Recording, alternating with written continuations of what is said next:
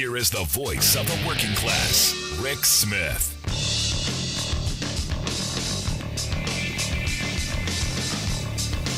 And welcome, brothers, sisters, working class heroes. This is the Rick Smith Show.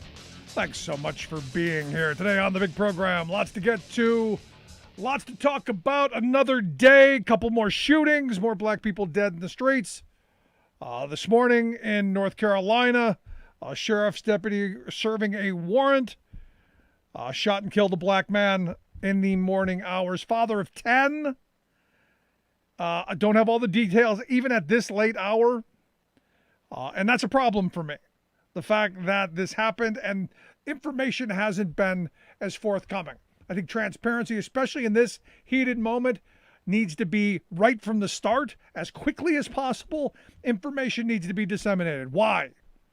Why was the man shot? There's got to be a response. Because here's the thing. The view is, and I'm one of the people who think it, the longer it takes you to come out with a statement, the longer it takes you to tell me what happened, the more I think you're cooking up a story. It is that simple. So, upfront, open, honest, always the best way. This way, there at least looks like there's not a cover-up. Also today, I guess in the suburb of San Diego, Escondido, I guess is where it is, a guy was hitting a car with a metal pole and was shot and killed by police officers. I don't know a whole lot of details there, but from the reports that what we do know, hitting a car with a metal pole. And I'm going, is that what you shoot somebody over? I don't know.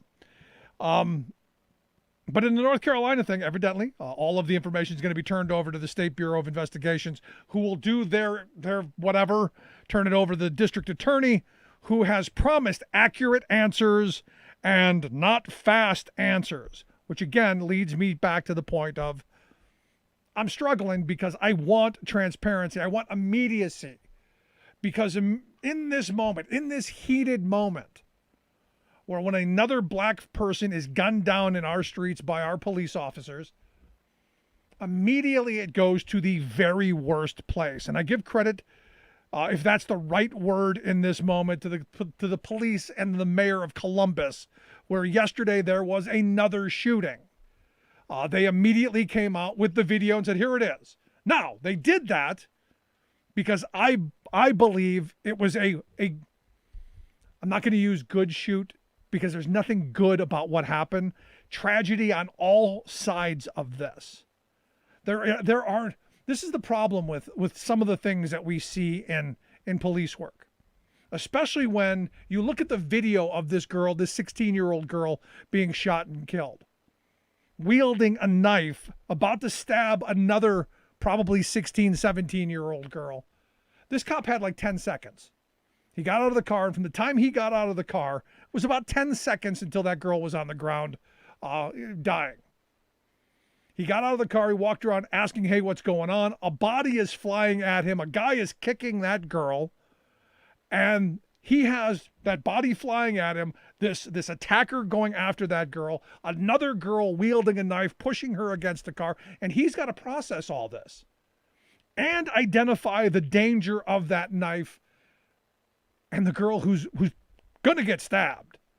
In my view, there was no question she was going to be stabbed by the girl who was killed. He had 10 seconds.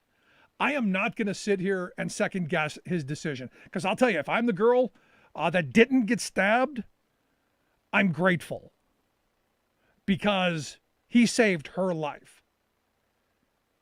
Could there have been other things done? I don't know, because I saw 10 seconds of video.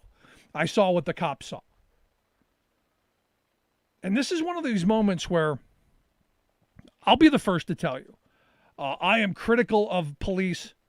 I am critical of the decisions that they make, because we do give them so much power. We give them so much authority over our lives.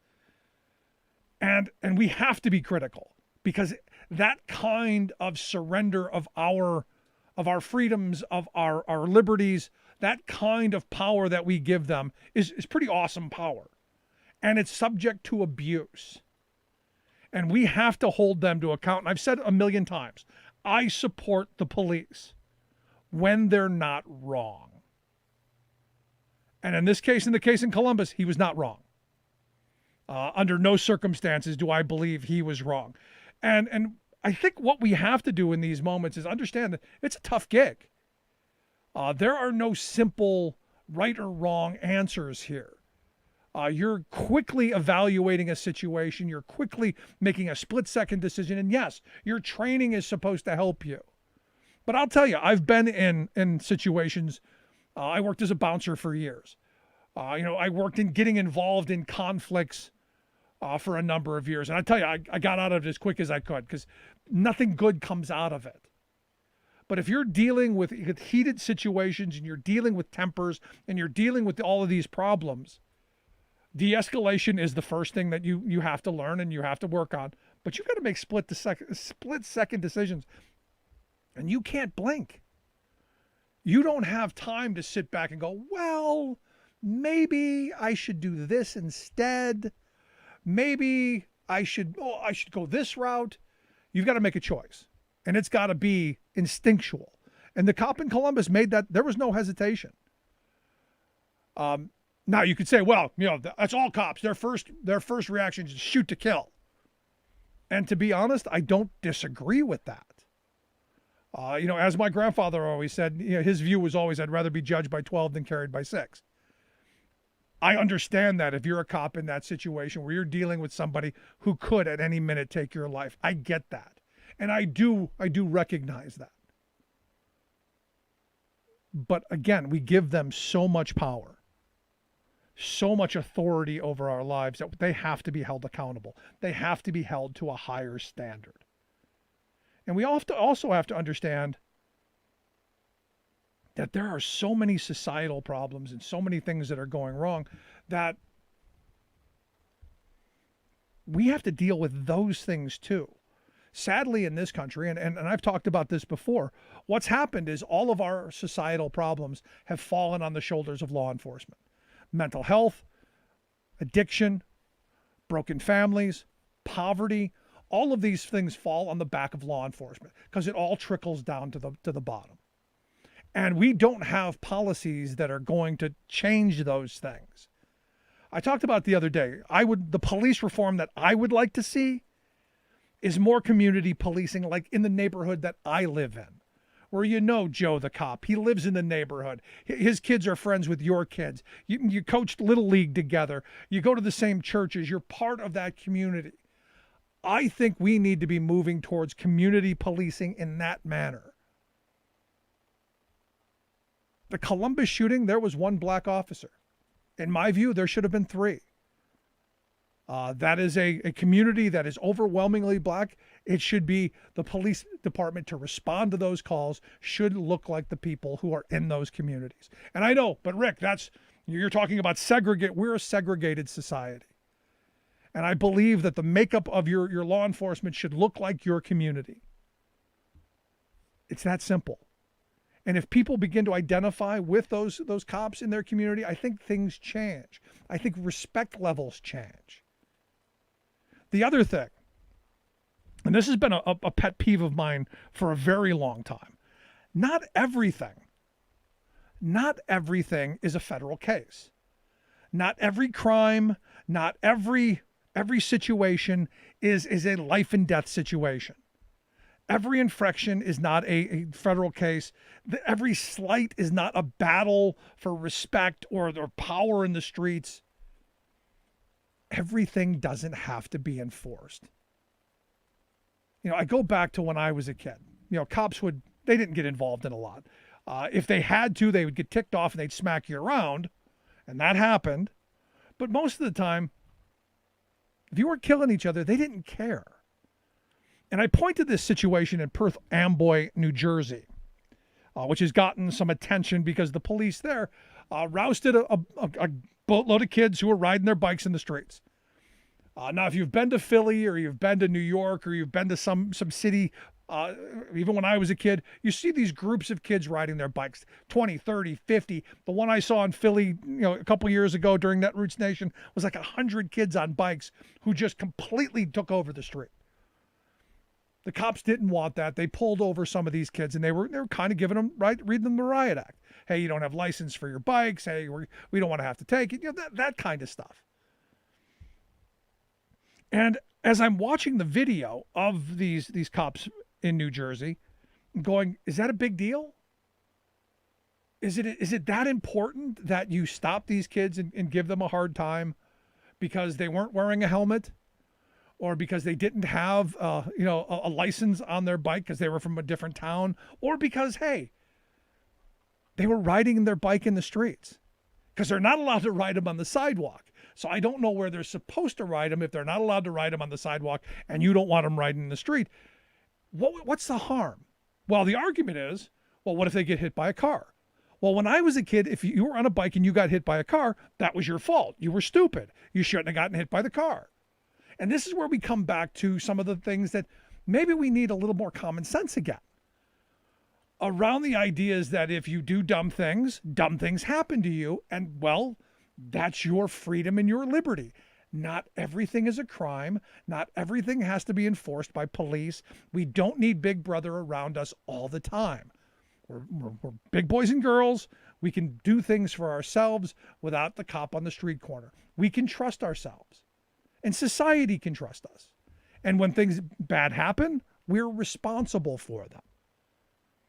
For me, this idea that everything is a crime and that you can be pulled over for any reason, and ask any cop who will be honest with you, there's virtually no right to privacy in this country, because just driving down the street, they can pull you over for any reason that they want. Well, you know what?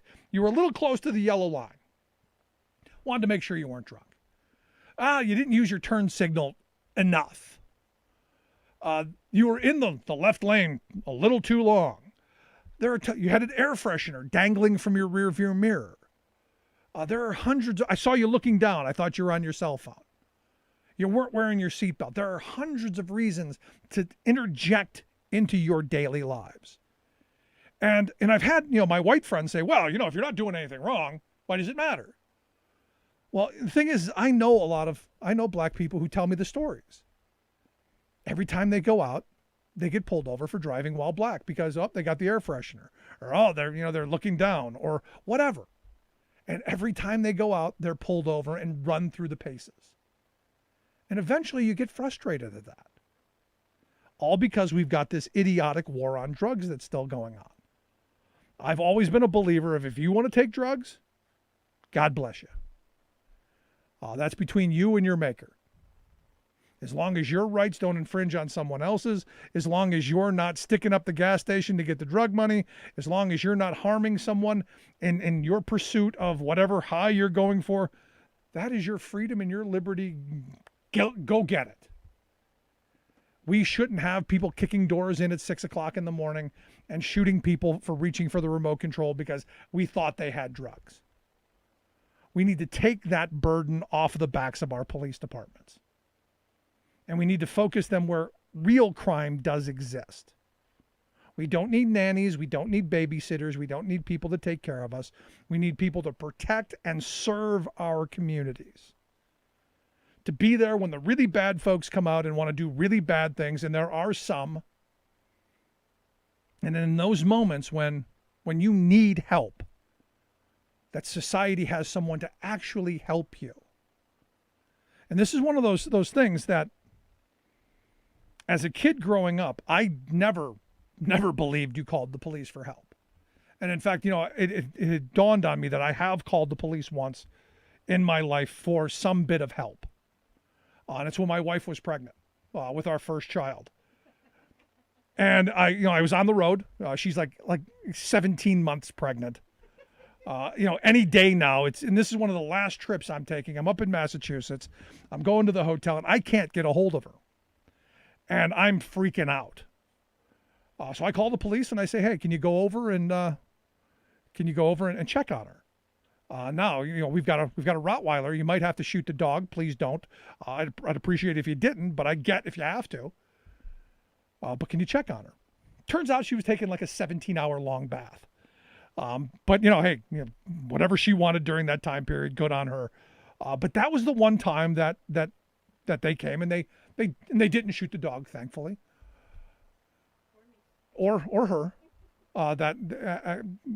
Good point. That's what I mean by serving. Being there in that moment of need. Protecting and serving. Not enforcing every minor infraction and not battling every affront. Again, this is not simple stuff. This is difficult. This is policy stuff. This is stuff for elected leaders. I empathize with cops. I do, because it is a tough job. And you see horrible stuff. And I have a friend I went to school with for years, and I haven't seen him in a number of years. One of the most passive guys you'd ever met. A year on the force, he was brought up on abuse charges. And he was like, the things that you go through every day, the abuse you take from people, the abuse you see, the hatred, the violence, all of this stuff. And while, look, they do some bad things, we also have to understand that they absorb a lot. And this is where our system has failed them as well. I look at the death of George Floyd as horribly tragic.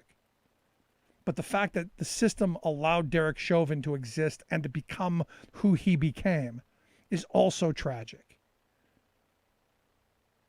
And something that I hope by talking about these stories and by discussing what policing looks like in poverty neighborhoods and in affluent neighborhoods, and maybe how we combine some of those things to get to a better place, maybe it helps all of us. And also, we need to go into our poverty neighborhoods and change the economic dynamics to give people hope, to give them opportunities. There's so much that needs to be done. And it comes back to policy. It's something that we have to, as a country, get over the fact that we're pointing out problems. I know people like to get defensive and no, everything's perfect. It's not. We have people in the streets. It comes back to our policy leaders. I'd love to hear your thoughts. Do you have ideas on how, or do you think everything is just peachy keen the way it is? You can email me, rick@thericksmithshow.com. Going to take a quick break right back after this. Stick around. You're listening to The Rick Smith Show. We're working people. Come to talk. Nothing more American than workers standing up, and the union gives a voice to win. On The Rick Smith Show. I'm Rick Smith, and this is Labor History in 2.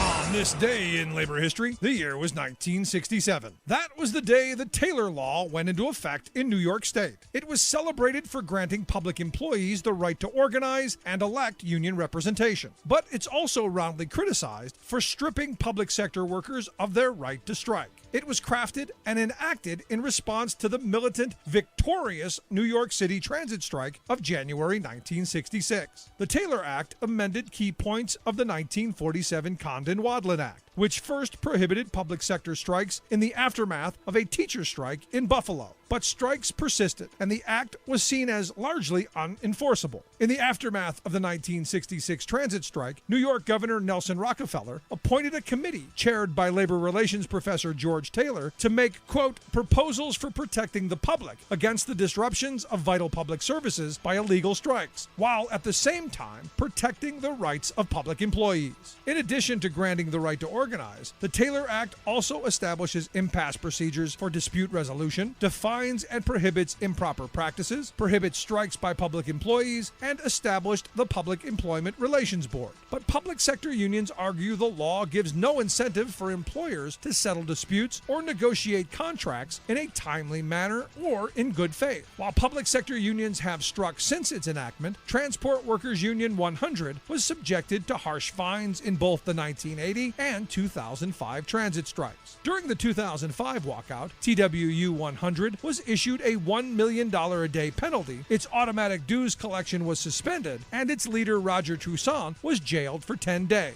The union continues to push for changes to the law. Labor History in 2 brought to you by the Illinois Labor History Society and The Rick Smith Show. For more information, go to laborhistoryin2.com.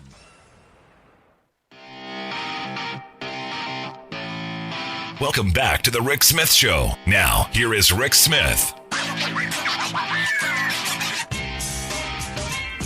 So Merrick Garland has come out and promised that they're going to do an investigation into the police departments there in Minneapolis. This is a pattern or a practice. They've promised accountability. And look, I think you have to look at not just Minneapolis's police departments, but big cities and urban areas across the country. And I don't think it's a bad thing. I think the more we look into this, I hope the fewer of the kind of things that we've been seeing happens. And again, today, two more black people shot in our streets by police, and again, no accountability as I've seen yet. And here to share some thoughts on, well, yesterday's verdict, and if that was a win or if that's going to matter, and where we go from here. I've asked our good friend Josh Holland to come talk with us. Josh is the host of the fabulous podcast, We've Got Issues. Josh, thanks for taking time for us. Thanks for taking the time to speak with me, Rick. So let's go over the Chauvin decision. Surprised at guilty on all three counts? Very surprised. I think that's a harsh indictment of our system, right? Why were we surprised? Why were we were all surprised? I think most people that I know were. We saw the video. Those of us who could stomach it, we saw Derek Chauvin compress a man's neck for 9 minutes until he died, while passersby were screaming, "You're killing that man," and while he begged for his life. And yet we were all surprised by the fact that he was found guilty. And I think that there is certainly, I'm not a legal expert, but I think a lot of people who were hoping for some sort of accountability for Officer Chauvin were maybe expecting that the jury would go for manslaughter or murder 3. Yeah, I'll tell you, I didn't think he was going to get the most serious charge. I did expect at the minimum the manslaughter count, and at the best I thought would have been the third degree murder charge. I didn't see second degree.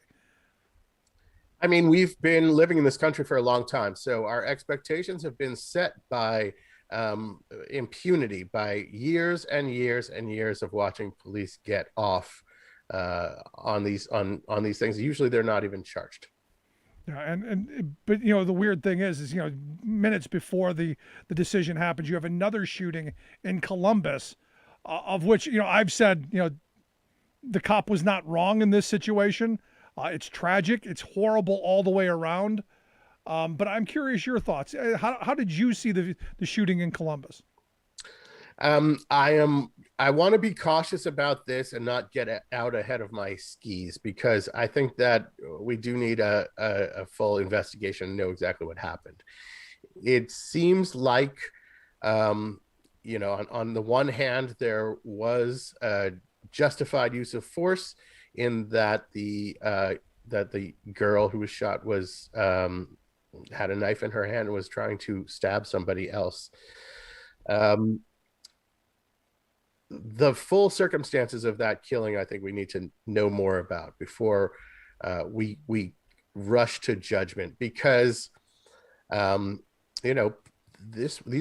was a fight among teenage girls, and police have less lethal options that they carry that are supposed to be used when lethal force is not necessary. I really want to reserve judgment on this one. It's too early, but I will make a broader statement, which is that we know from other incidents, Tamir Rice, etc., that police tend to overestimate the age of Black juveniles relative to white juveniles. So they see them as adults when they're not fully adult. That's a measure or a manifestation of implicit racial bias. And, I do want to live in a society where teenagers can make bad decisions and get into fights with other teenagers and live to tell the tale of it. But I think with this one, I just want to wait for a more complete investigation. And I will say this as well. The police initially released a very short snippet of that body cam footage. I don't know if they've released the entire thing since then. the entire video with the circumstances leading up to the shooting since then. But the last time I checked in, and I've been offline for a few hours, they had only released a short snippet of that video, and I think that all responsible journalists should be very, very cautious with the initial reports that police give, and remember that they were going to paper over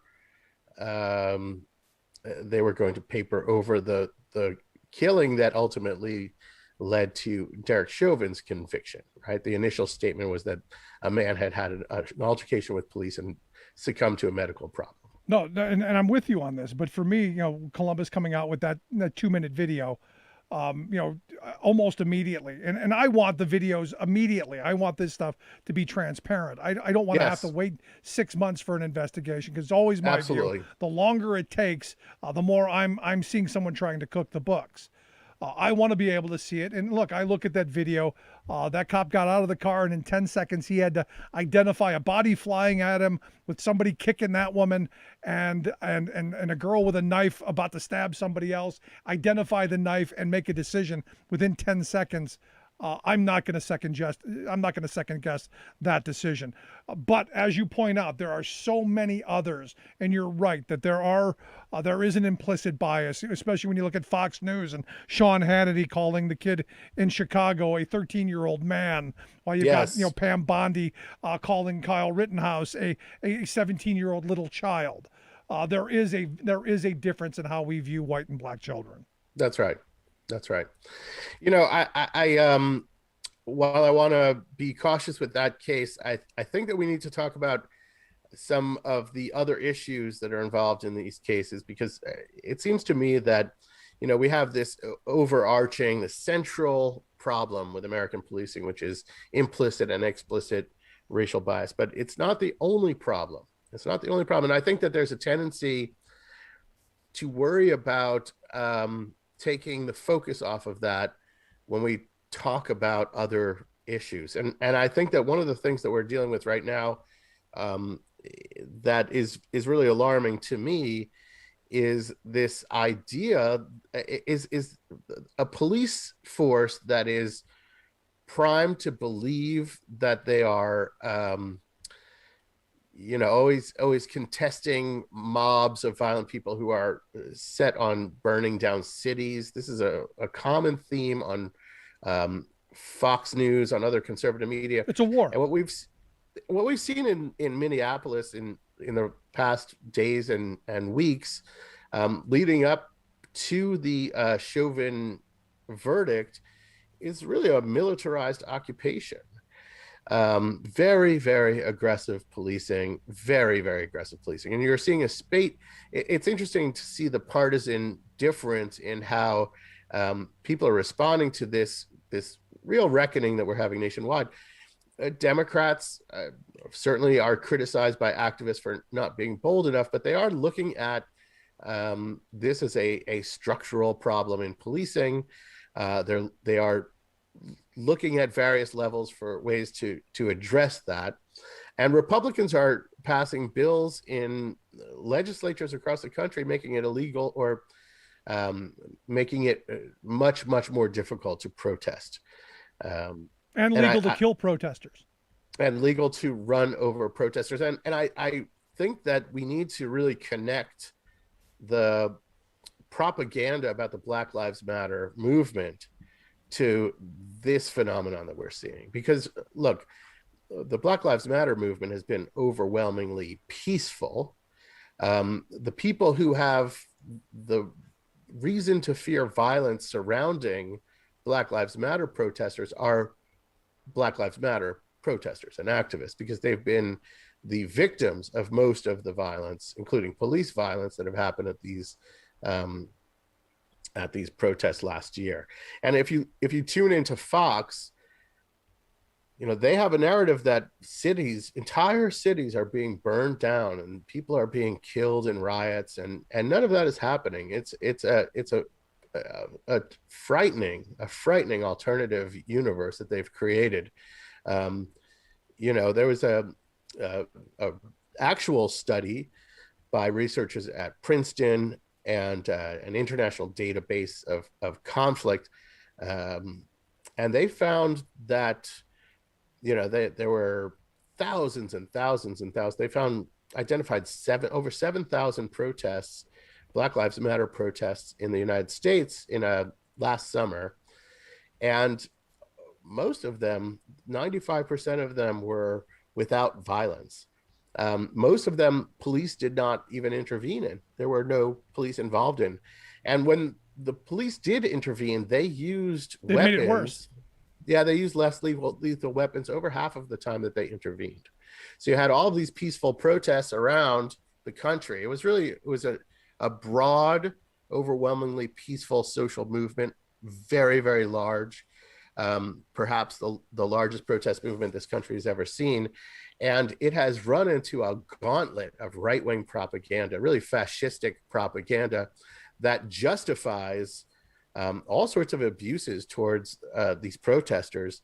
And I think it's important to just remember that, our police agencies, in 2016, Police Magazine conducted a survey of active police, active cops, working cops.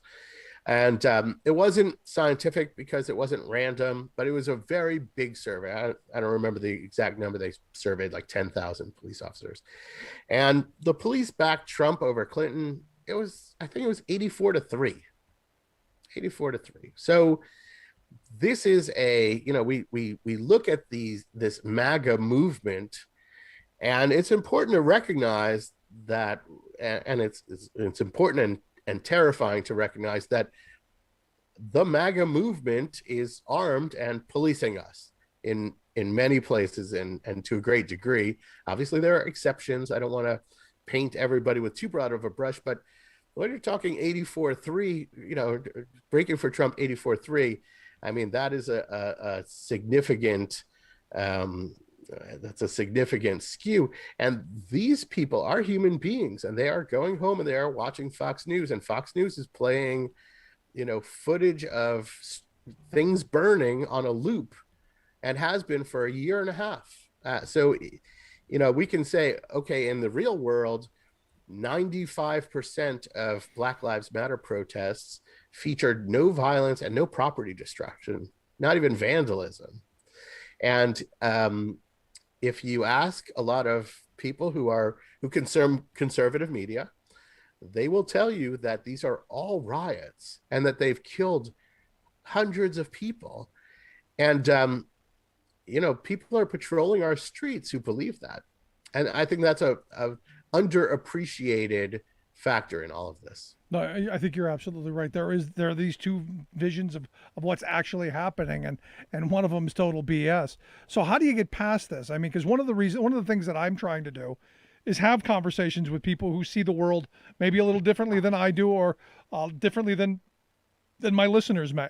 I've said a bunch of times, I grew up in a housing project on the west side of Cleveland. I understand how policing happens in poverty neighborhoods, especially minority neighborhoods, because I was a minority in a minority neighborhood, as opposed to the basically solidly middle class white neighborhood that I now live in. There's a very different view of policing and of policemen. And how do we educate people who don't understand what it's like in high poverty areas, and maybe how do we recreate some of those opportunities in those poverty areas to reconnect people and their police departments? I wish I had an answer of how to reach out to people who believe that structural racism is not a real thing, and that the big problem is calling out racism. There's a significant share of the white population, the white conservative population, that believes that calling somebody a racist is a big problem, but racism isn't. Right, but here's the thing. A lot of people I know, they wouldn't consider themselves racist. They consider themselves law-abiding people. They would They would never talk back to a cop. They would never run from a cop. They would never do a lot of the things that they see. So when they see someone doing that, they go, you should have followed the law, because it is black and white for them, because they've never had to endure constant harassment or being pulled over in the middle of the night for no reason. They've never That's had right. that because they live down the street from Joe the cop. They know them. They're part of the community. There's a very different view. And I don't know that in every circumstance, it's racist not to understand what someone else sees that you don't. I agree with that. I mean, I think that there's a couple of problems here. I don't know the solutions, but I'd be happy to talk about a couple of the problems that I see within that. One is that we don't recognize I shouldn't say we. Many people do not recognize, and it is largely absent from the conversation because it's a little too nuanced, the difference between racism, explicit racism, and implicit racial bias, right? Even Black people exhibit implicit racial bias.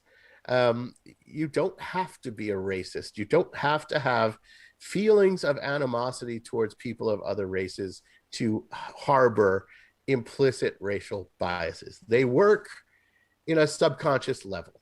They are not a conscious thing. You don't need to have a hatred in your heart. You don't need to use offensive slurs to believe that, when you see a Black person, to think that person may be a threat to me. So when I see you walking down the street and I cross the street, because I That's don't want to walk by implicit. you, that's what you're talking about. Yeah, you may not be a racist. It is often the case that someone is not explicitly racist, and it's the implicit racism that shades things like, the police that shot Tamir Rice, they shot him 5 seconds after pulling up. He was 12 years old. He was playing with a toy gun in a park. They did not appraise the situation. They saw a threatening man, a scary Black man. It's implicit racial bias. The other point that I would make, which is a big part of this, is, we have a problem in this country with increasing geographic sorting. A lot of people do not encounter in their personal lives people from a different background. Yeah. Right. And we used to have a lot of points of contact for that. We would belong to a union. We would talk to our union brothers and sisters, and they would be all of those things. No, you're right. Right. And we've segregated ourselves again. right. But this So is a if you conversation never- we should pick up with on another time. I got to take a break here. Josh, I appreciate the time. As always, hope folks will check out the podcast. We've got issues. We'll get links out. Josh Holland, I appreciate the time, man. Thanks. Thanks, Rick. Good stuff. And we will make sure we pick that up on the other side. Quick break. Right back after this. Stick around. Remembering that united we bargain, divided we beg. Rick Smith.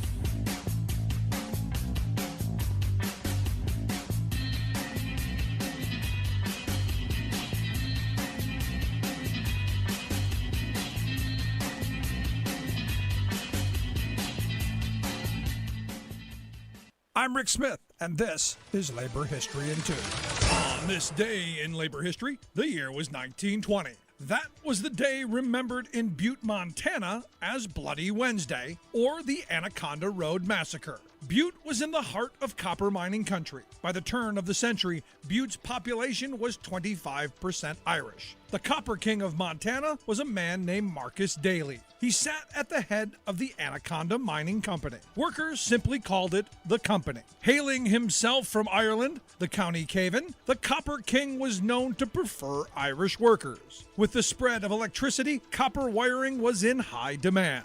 Then World War I grew demand even further, and the company was in the business of delivering that copper with little regard for workers' safety. This disregard resulted in tragedy. A fire in June of 1917 killed 168 workers at the Granite Copper Mine. Miners went out on strike demanding better safety. The company called in federal troops to return the workers to the mines. The industrial workers of the world arrived in Butte to help organize the miners.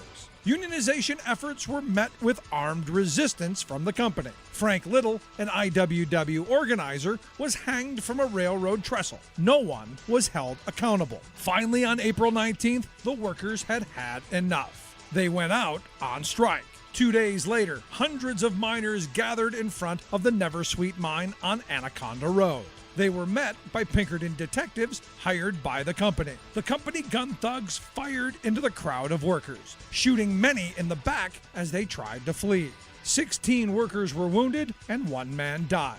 The strike collapsed a few weeks later. Today's Labor History in 2 brought to you in memory of Carol Hillman, a passionate friend of workers and volunteer of the Illinois Labor History Society and The Rick Smith Show.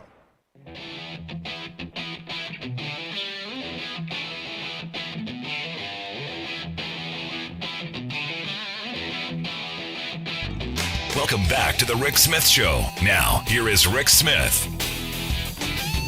So we're seeing a lot of stories coming out about what happened down in Alabama, the Amazon election. And the thing that's interesting to me is there's a lot of people who are surprised at the outcome. And as I said from the beginning, I was guardedly optimistic. I was hopeful because Joe Biden had jumped into it and made a pretty good statement. In fact, probably the most pro-labor statement any president in my lifetime has ever made.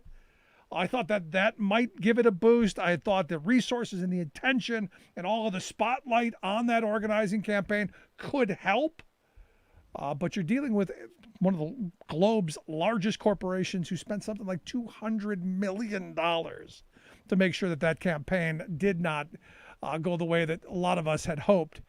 And as I said from the beginning, our problems are much deeper than just the money that Amazon has. It's our laws. And here to share some thoughts on, what happened, why it happened, and all of that around the Amazon campaign. I've asked Kelly Candale to come talk with us. He's a journalist, filmmaker, does some reporting for the good folks at Capitol in Maine. He's got a piece out, Amazon election, why union votes are so tough for labor to win. Kelly, thanks for taking time for us. You're welcome. Nice to be here. So, I look at this, and let me get right from the start. When you heard that the RWDSU was filing an election at Amazon in Bessemer, Alabama, you couldn't have gone, they're going to win this one, did you? No, not necessarily. I think like a number of people who have been around the labor movement for many years, and I was an organizer myself for 15 years. There was a great sense of hope, I guess, rather than optimism. But with the realization that you're dealing in a state, Alabama, which is a right-to-work state, of course, the South in general, which has experienced a couple of other big union losses with the United Auto Workers in Chattanooga and also in Mississippi, trying to organize plants there that also lost. So I think realistically, with a cold eye, looking at that campaign, I thought it was going to be very, very difficult to win, even under, circumstances where there was a lot of community support, a lot of outside attention, looking at this election. But I can't say that I was optimistic, no.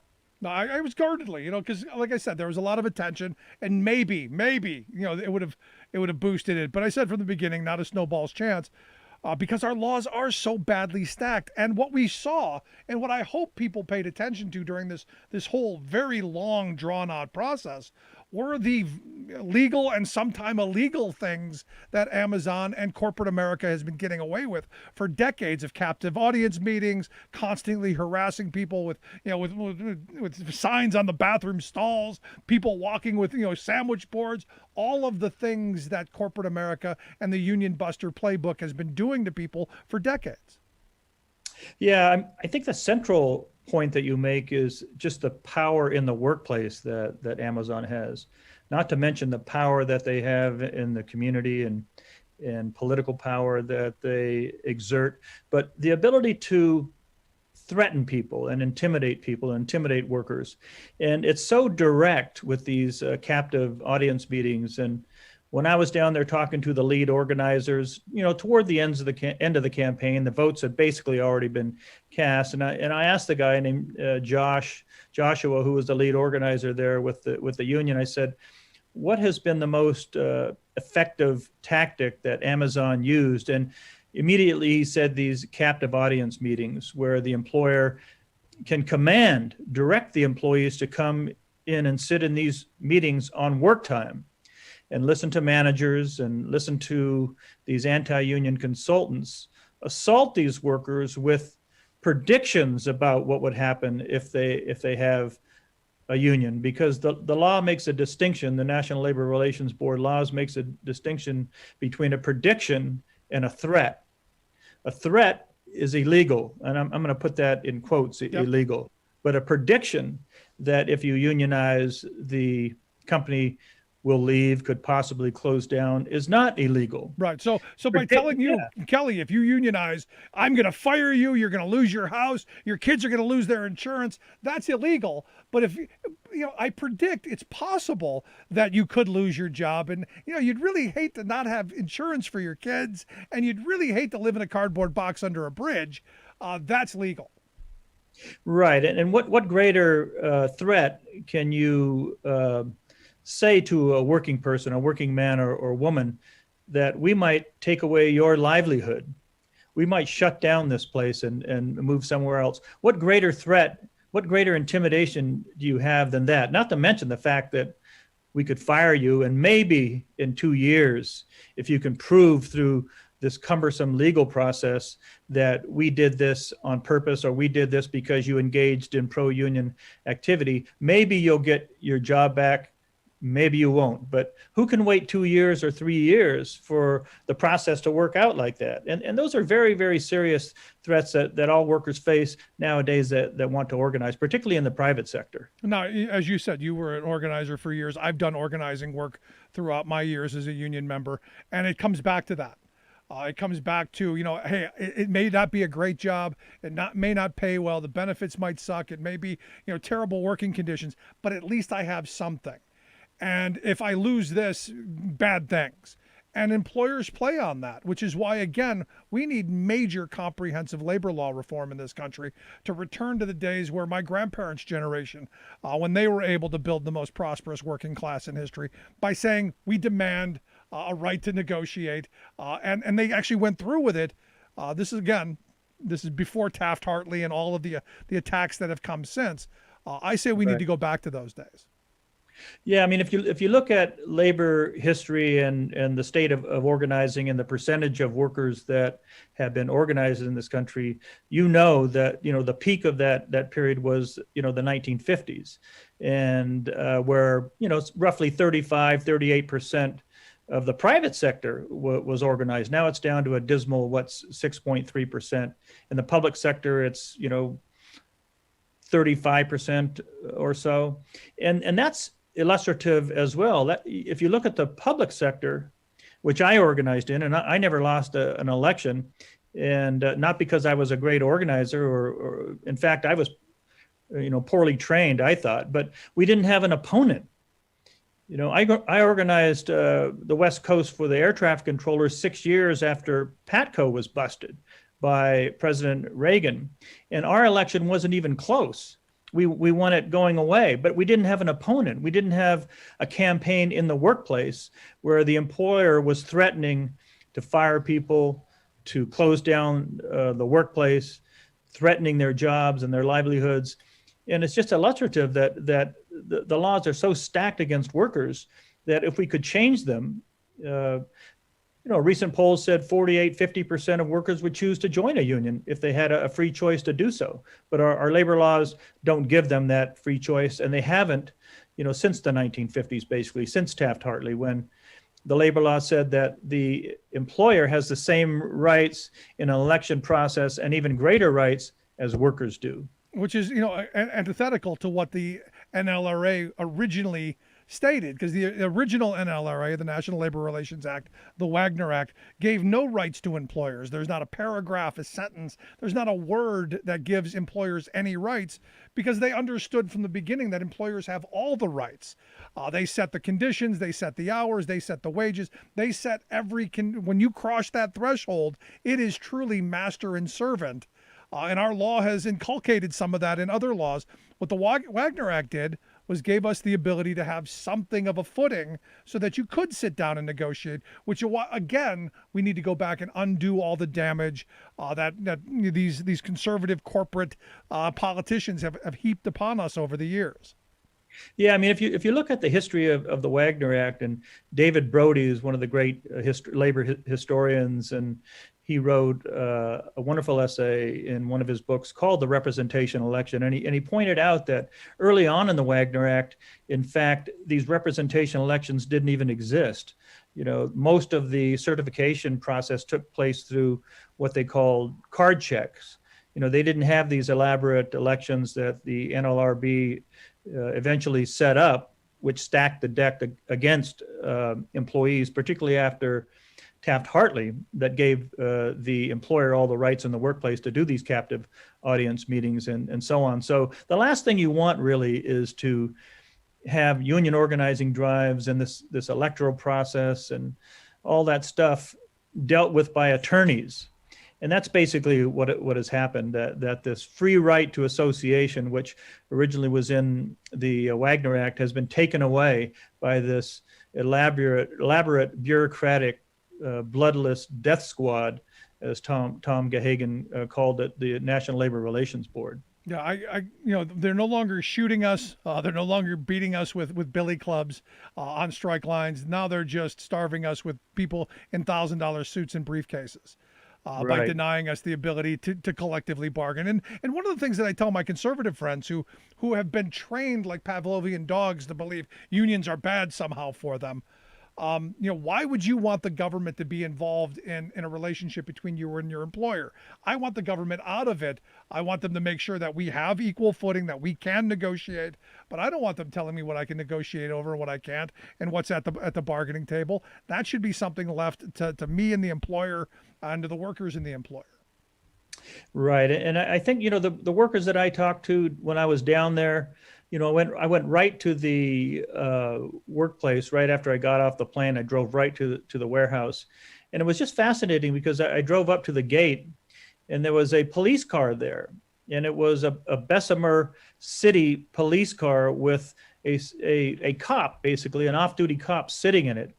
And what message does that give the workers that are coming into the warehouse every day, that the city, in fact, is against the union? This guy was off duty, and I asked him, "Well, how are you sitting in a public police car if you are off duty?" And he said, "Take it up with management." He goes, "I'm just under contract." And then I came there the next day and drove up to the gate again and turned around, and he came off of the property, the Amazon property, and pulled me over. So he was an off-duty cop impersonating an on-duty cop by pulling me over on a public street. So it was just a strange version of sort of the Pinkertons, that you have, the local government on the side of management, clearly demonstrating, another intimidation factor of these workers that were coming to work every day. Union organizers couldn't go in the parking lot. They couldn't have access to the workers in the way that the company did. And imagine a political election where one side, say the Republicans, had these captive audience meetings, and Democrats, for instance, had to stand outside the gate with a sign, which was basically what was happening at this warehouse. Right. While they videotape you taking a flyer from them and speeding up the light that gets you out of the parking lot, which evidently, from what I understand, they paid the city to speed up the light so that nobody was sitting at the light to leave the facility as well. Again, I would argue not illegal, but wow, the power that shows. Yeah, and obviously the union was at a great disadvantage given the COVID situation. There's been a lot of back and forth from people that watch unions, and experts and organizers and ex-organizers saying, the union should have done this, the union should have done that, and maybe so. I mean, there were a number of commentators that said, they should have pulled the petition when they realized they didn't have the support, or they didn't do house calls. But the COVID situation really reduced the tactics and approach that most seasoned organizers would have implemented, which is talking to workers maybe a year in advance, maybe a year and a half in advance, and insulating them from all of the messaging that any organizer knows is going to come from the company, the scare tactics, the fact that they said you could even lose the $15 that we're paying you now if you get a union. These sort of ridiculous assertions that were said without the ability of organizers to have equal access to workers to talk to them. No, I agree. The pandemic had a lot to do with this, and there were a lot of bungling. There were a lot of errors. I would argue from the beginning, from anyone who's done organizing. But at the end of the day, I think you have to fight these fights, and in Alabama is a place where you got to fight them.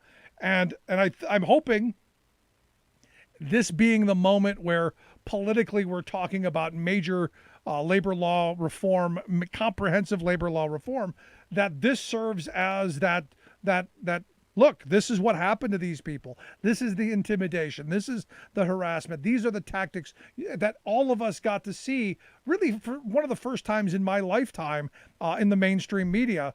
So I think this was, while it was a loss on the campaign level, I think politically this was a smart move.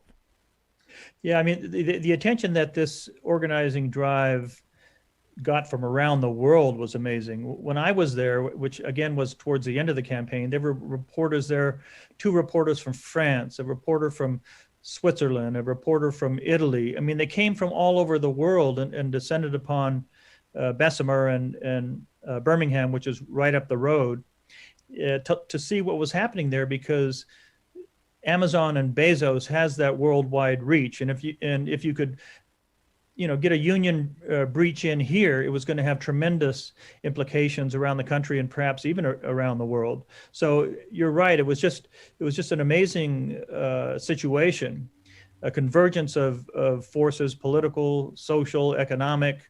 Black Lives Matter had a demonstration just before I got there. So the attention on these mostly African-American workers that worked in this warehouse was just amazing to see. Now, so last question I've got for you, in looking at from this point forward, where do you see this campaign going? I know the unions have pledged they're going to fight at every opportunity. There have been some charges at the NLRB for illegal activity. I don't see that going anywhere, but I'm curious your thoughts in the coming weeks and months. No, I don't think that's going to go anywhere. But I think that the lesson is for other organizers and other organizations and the politics of it. The PRO Act is working its way through Congress. You just had Joe Manchin come out in favor of it, the Democratic senator from West Virginia.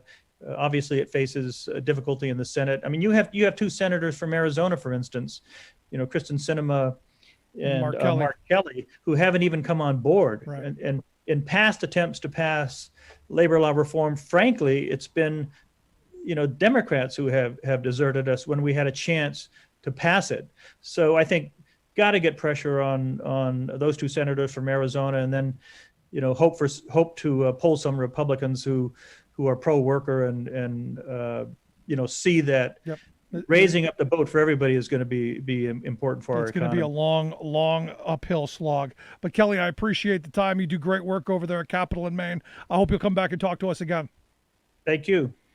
Good stuff, Kelly Candale. Make sure you check out his piece, Why Union Votes Are So Tough for Labor to Win. We'll get links out on how you can take a look at that. Quick break, right back. Stick around. You're listening to The Rick Smith Show. Remembering that united we bargain, divided we beg. Rick Smith.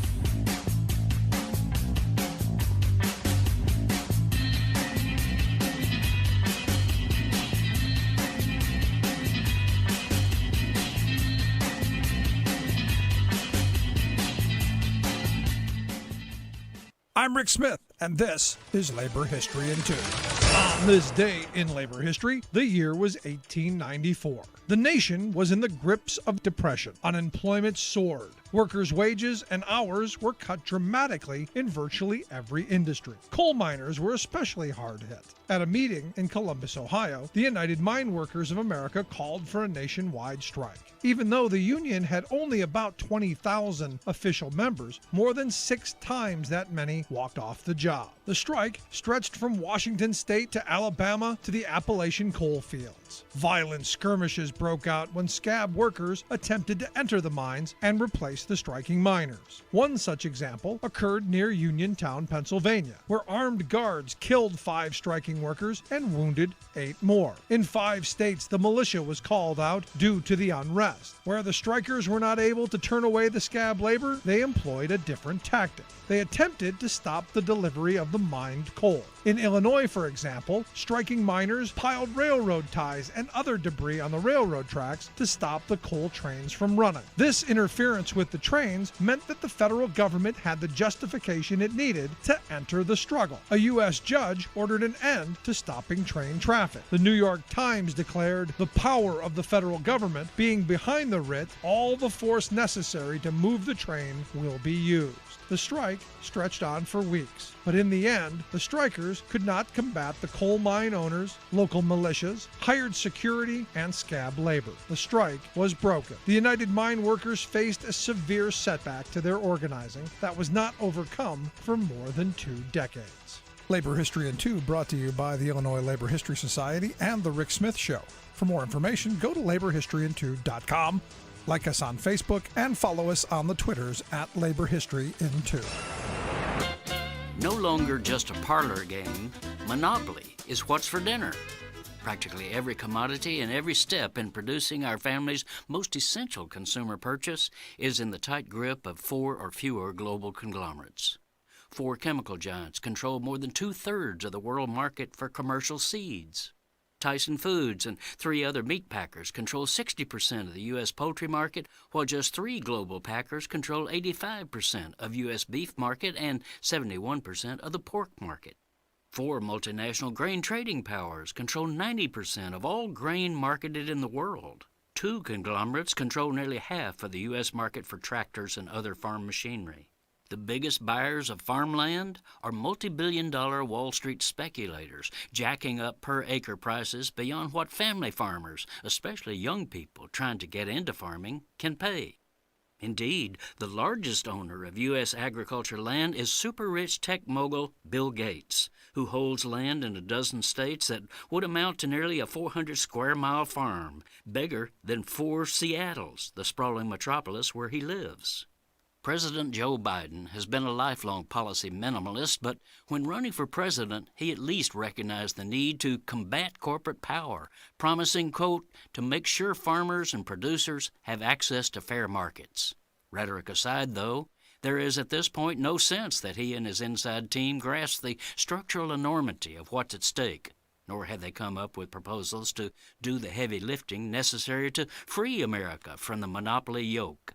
This is Jim Hightower saying, nonetheless, farm, labor, consumer, environmental, and other progressive advocates should move a broad, aggressive, anti-monopoly initiative to the top tier of our change agenda, because it can produce big, positive results for nearly every grassroots constituency. The Hightower Radio Lowdown is brought to you by the Lowdown Happy Hour, live streamed from the Chat and Chew Cafe. Details at hightowerlowdown.org. Welcome back to the Rick Smith Show. Now, here is Rick Smith. So kids are going back to school. As we're being vaccinated, we're seeing across the country the movement towards reopening our schools. I know my local school, they're starting talking about more days in the classroom. And I'll tell you, I don't think it's a great idea. We're so close to the end of the year. I thought we should have just stay with the 2 days on, 3 days of homeschooling kind of thing. Wait till next year when we're all kind of got this figured out. People are vaccinated. But hey, you got people going, no, we got to have it now.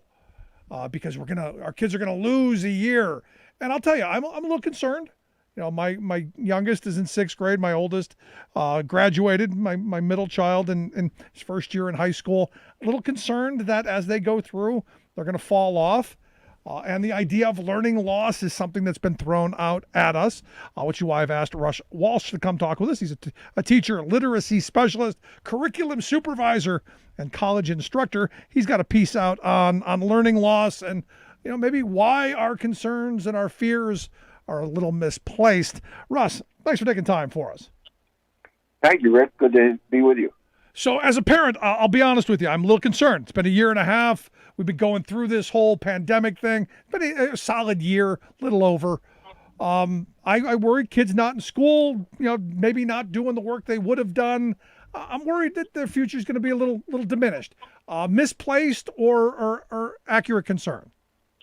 Well, I think everybody should be concerned, and kids not being in school is a concern for all of us. I heard you saying that you have young children. I have grandchildren myself who are first graders and kindergartners, and I'm concerned about them too. But tell you the truth, my biggest concern is more of a social emotional concern, that kids are not in classrooms making friends, learning how to work with others, negotiating the world with others, and that kind of thing. That's the biggest concern. As far as the learning loss is concerned, I think much of that is a construct of the test makers and those who would tell us that learning is this commodity that we can measure.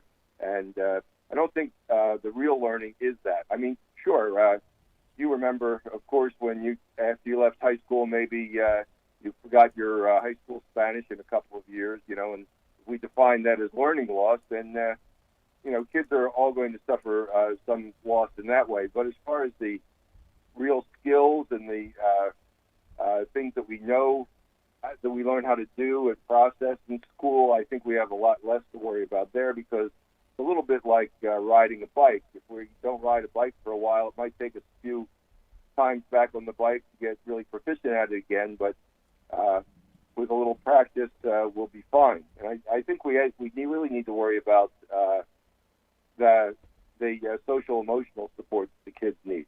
No, I don't disagree with that. I think and I look at my kids, and again, I bring them to what I see every day. I think academically, they've done okay. They've had all the things that they need: the computer, the internet. We've gotten the interaction with the teacher and stuff. I'm very happy with all of that, given the situation that we're in. It has been, the lack of being able to go and participate in classroom activities and that socialization that I think is equally important to learning math and reading and the rest of it that they've lost out on. So if we look at something like mathematics, okay, so the kids, much of mathematics is procedural, and if you're not practicing those procedures at a regular basis, you can get out of practice with it. But you get back into practice with it, and it moves along. So I'm not so concerned about that. Right. But and I think if you look at learning loss, a lot of the discussion about learning loss comes from research that shows that kids seem to lose some learning over the summer. But the truth of the matter is that that research isn't all that robust, and there are ways that we can combat it. One of the best ways to combat it is to make sure that kids are having plenty of opportunities to read, and read on things that they self-select, read on things that are their own interest, and opportunities to talk about what they're reading. And that can be done. It's not perfect, but it could be done in a Zoom session. It could be done with parents. It could be done with the teacher. And the teacher can set up Zoom groups in their classrooms where the kids can talk to each other. Yeah. And the other thing I would say that kids need to be doing is they need to be writing. So I did a piece on my blog, Russ on Reading. I did a piece about learning loss, and then I followed that up with my own prescription. So I think if teachers are encouraging kids to do plenty of reading, plenty of writing, and then providing them some opportunities to share, the fears about learning loss can be diminished quite a bit. Yeah, but you brought up the learning loss that happens over the summer. All of us went through that every year. Every year we would come back and we had forgotten a lot of what we learned the year before. And we had a little refresher. We caught back up. It just seems to me we're going to need a little bit longer of a refresher. And so, how do you see schools? How do you think that they're going to react come fall? And I'm hoping we're through most of this in the fall, and things get back to somewhat near normal. And I know I'm being overly optimistic, so don't chastise me for being that optimistic. But I'm hopeful that come the fall. This is somewhat behind us. People are vaccinated, and we've got things more under control. How do we then, bring people up to speed, make sure that kids, don't have the loss that even we would have gotten over the summers? Okay, so I think you're exactly right. And I think it's a good thing to be hopeful, and I think you've already mentioned some of it. So I think teachers are really good at assessing where kids are, and so as we go back in the fall, I would be looking for teachers to be assessing kids, and different kids are going to have different reactions to all of this, and so different kids are going to be in different places. So we're assessing where they are, and it's exactly as you said, what kids need a refresher here, what kids need a refresher there, what kids don't need a refresher, and we could be moving on with them, and doing that kind of assessment in the fall. It's that kind of assessment that is so powerful. The kinds of assessments that are often talked about in learning loss are standardized tests, which teachers don't often find very helpful. And I think standardized tests are going to be particularly not helpful right now with the kids not being in school and with what we know about online learning being not as robust as in-person learning. So that's what I'm looking for. Teachers to assess where the kids are, providing refreshers, and then moving ahead with the curriculum as they have it in place. Now, obviously, if you miss out in some way or another on like an Algebra 1, then maybe there has to be a longer refresher on Algebra 1 before you move into Algebra 2. Right. But again, I think there's time and opportunity to do those kinds of things, and I think we can. I think there's enough time in any of these subjects to do some acceleration and get the kids up to speed without beating them up and overwhelming them with homework, without sending them to summer school. I think we can do it with good, solid teacher assessment and good instruction. I've had people who have thrown at me that maybe we should hold everybody back a year and redo this year. Are we a supporter of that idea or no? Oh, we are not a supporter of that idea. The kids should be moving along. We have plenty of data that shows that any kind of holding kids back actually does more damage than it does good. I believe there is enough room in any of these curricula that we can move forward the way we've been and without holding kids back. And I think the kids will be fine. I think some of the parents might need their hands held, but I think the kids will be all right. No, I mean, look, as a parent, I want to make sure that my kids have this one opportunity to get an education. And I think every parent looks at it this way. They've got one shot, and we don't want them to booger up that shot like we did and make the same bad mistakes that we made. So we want them to do better. And this is kind of a major break in what normally would happen. So we want to make sure that they get everything they can get academically out of this. So I'm glad to hear you think that we're going to catch up and everything's going to be okay. And it's all going to basically come out in the wash. I think it'll come out in the wash. But one of the things I think we might want to not miss also is look at the special learning that our kids have had over the past year. Our kids. I didn't have this experience growing up. I mean, I grew up in the time when the polio vaccine came out, and everybody was so glad to have that and save so many people's lives. But look at the experience our kids have had this year with sort of how we cope with different things that get thrown at us. Yeah. This is the kind of learning that you can't get in school. There's some real world learning going on here. A lot of kids are learning how to negotiate, learning on the internet like they never have learned before, out of necessity. So, learning how to adapt. You're absolutely right. Every challenge gives us an opportunity too. So there's lots of opportunities here.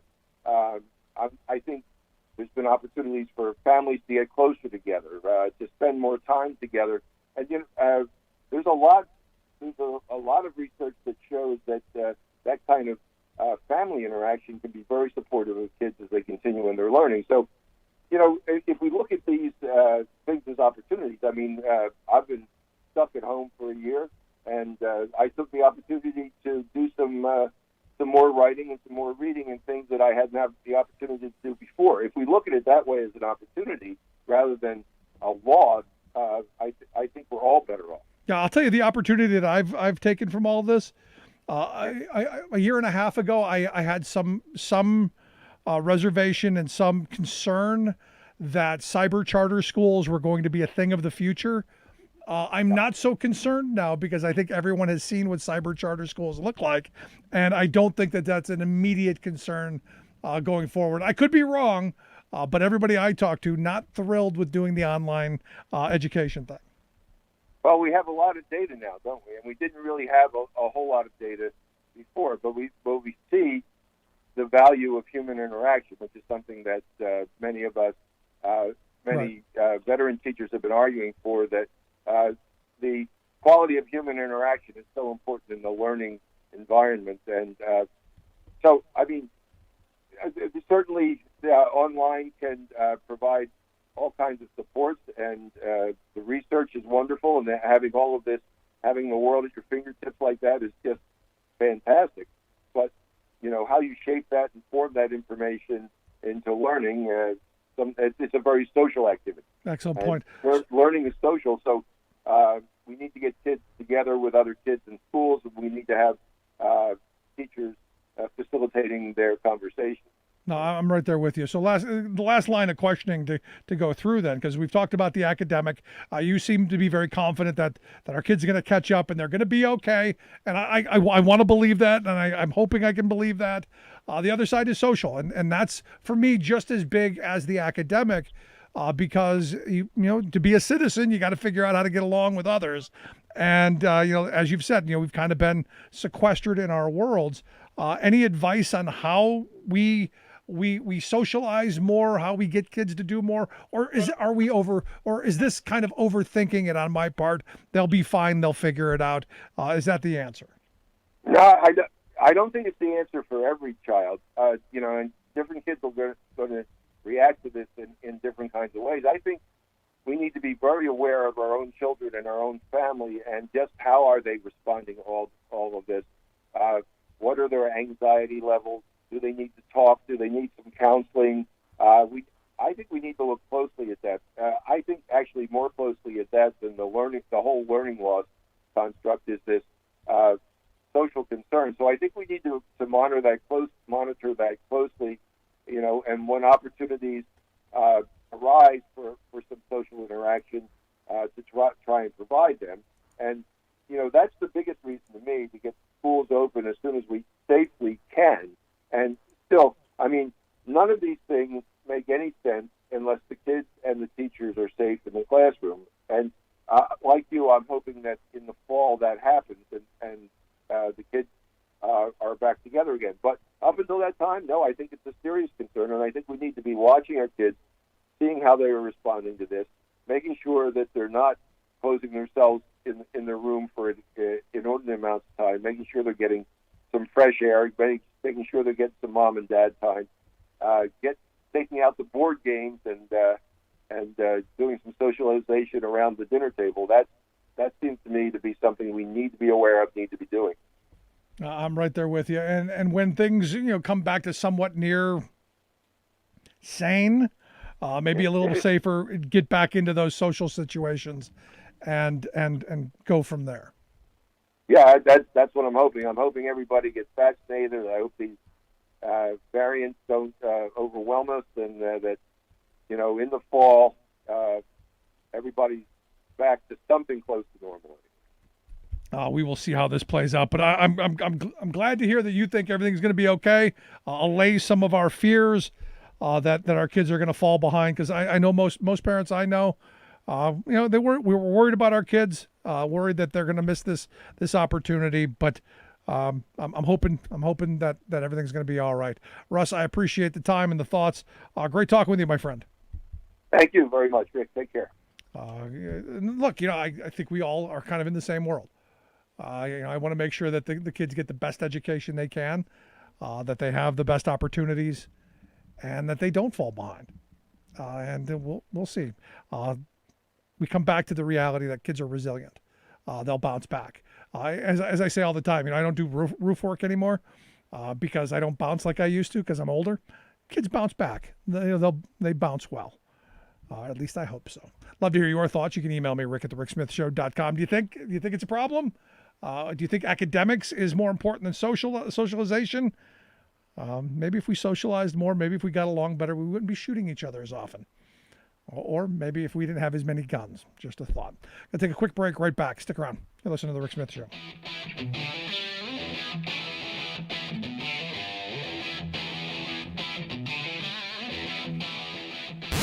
Saving work in America, one show at a time.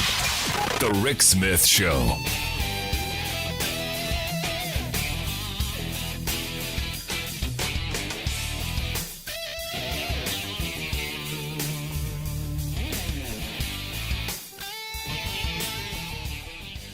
I'm Rick Smith, and this is Labor History in 2.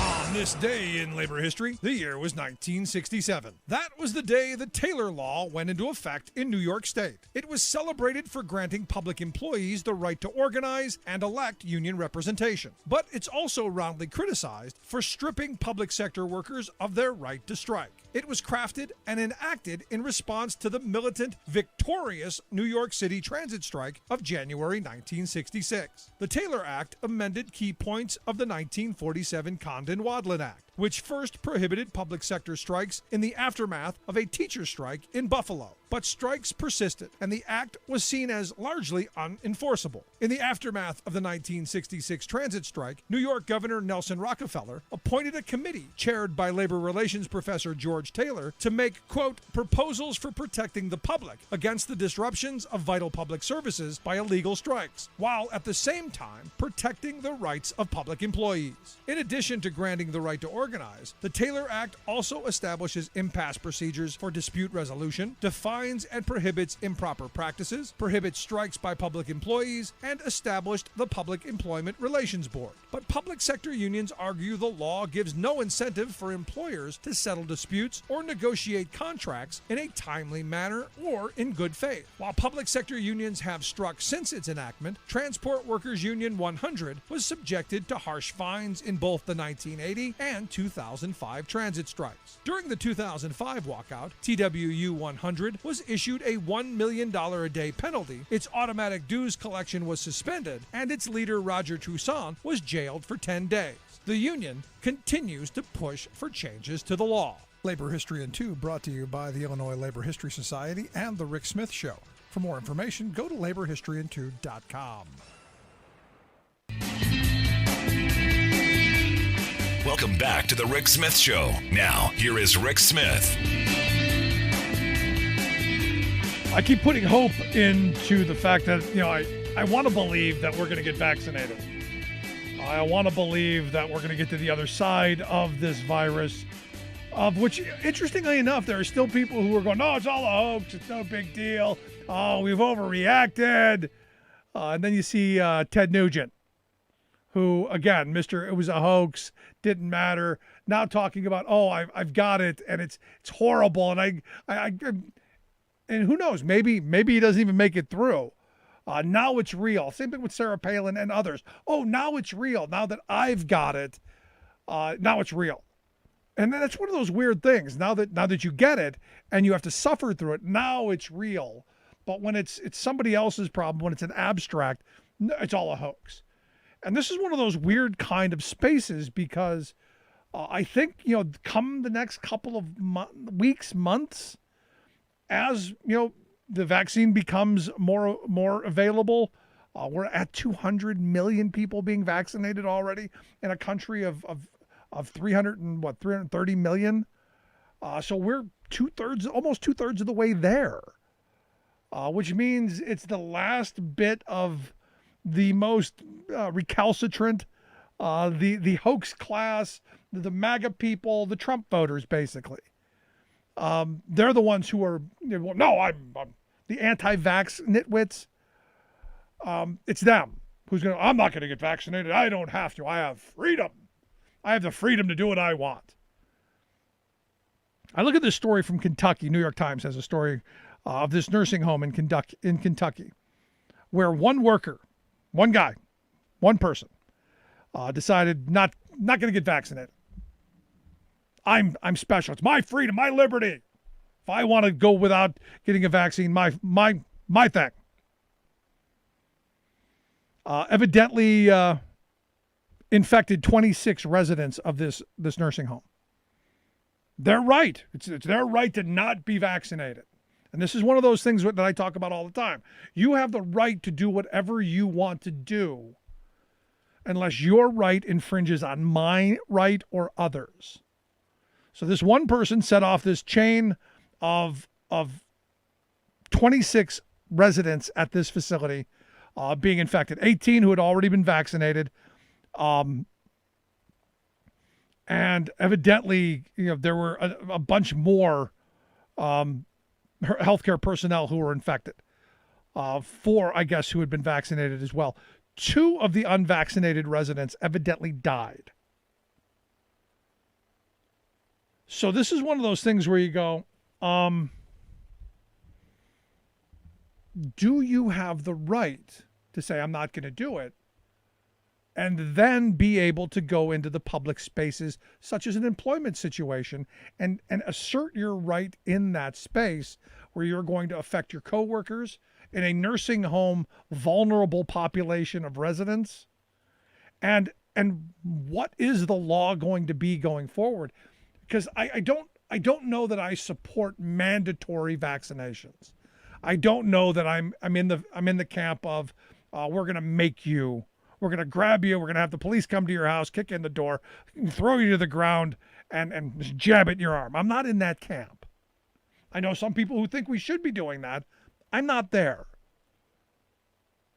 But I am in the place of going, you know what? If you choose not to, that's your right. It's your right not to be vaccinated. But it's also our right not to allow you into our spaces, such as a nursing home with a vulnerable population.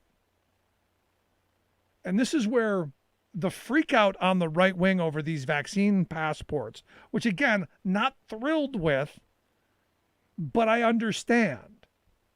When I take the kids, when we signed the kids up for school, we had to show vaccination records. And the only way you got out of it is you say, no, we're religious. God doesn't want us to have vaccines, which is just stupid. Again, I go back to my friend who, reached into the box to pick up the snakes. And when he got bitten, I said, well, why didn't you die? Because we've got the antivenom in back. And I said, well, if the snake biting you is God's will and you to die, didn't you usurp God's will? No. God wanted us to have the antivenom. God wants us to have the vaccines. So for my religious friends, God wants us to have vaccines. God wants us to protect ourselves, lead our best lives. And here's the other big one. I know people of religion will understand this one. Love thy neighbor as thyself. I would amend that, since there are a lot of people who are not loving themselves, maybe a little bit better than yourself. Maybe the way you want people to treat you.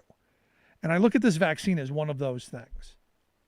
Look, I understand there are some people who are going to have certain circumstances where, it's not medically smart to do, and you're willing to get the virus and go that route. I kind of get that.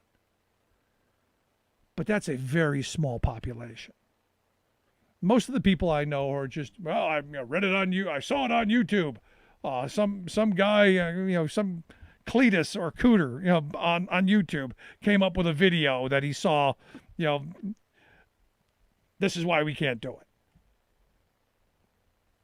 That's not an excuse. That's not a medically sound reason. So it's going to be interesting to see in the coming weeks and months how employers deal with folks who aren't going to do it, and for any reason. And what's crazy to me is, the study we saw from Ohio, where a large number of people who work in healthcare facilities are the ones were the first ones who are going, nope, not going to do it. Where they should have been the first ones going, no, I got to protect myself from this because this is dangerous, and having the medical training to know that these vaccines are incredibly safe. The fact that the Johnson & Johnson was paused because 6 women got blood clots, 6, and our FDA said, we're going to put the brakes on this till we know more, tells you that it's incredibly safe. Just because six people out of 200 million had a reaction. Now, we're going to stop it and you can't get it. I mean, think about it. Let that sink in for a minute. We definitely live in interesting times. Love to hear your thoughts, though. What would you do in the workplace if someone wasn't vaccinated? Do you stay away from them? Do we make them wear masks? What's the way for society to protect itself from those folks who believe it's their freedom and their right and their liberty to infect everyone else and to, well, harm others? Love to hear your thoughts. You can email me, rick@thericksmithshow.com. Going to take a quick break. When we come back, our good friend Bob Ney is going to be here to share some thoughts on the top issues of the day. Right back.